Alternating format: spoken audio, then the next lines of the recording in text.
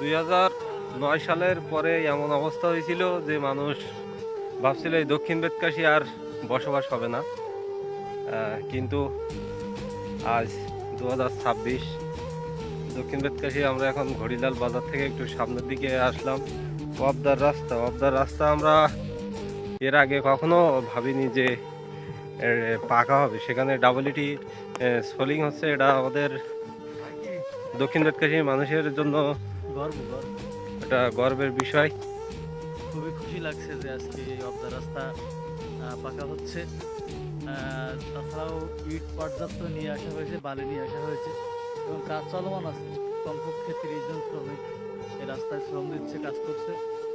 সব মিলিয়ে আশা করা যায় যতটুকু কাজ তারা নিয়েছে এটা খুবই তাড়াতাড়ি শেষ হয়ে যাবে।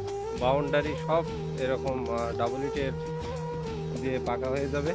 দেখেন পদ্মা ফাঁকা হয়ে গেছে। খুবই শান্তি লাগছে যে আজকে আমরা দক্ষিণ বেতকাশির বুকে অবদা রাস্তা ডাবল ইটের রাস্তা হচ্ছে।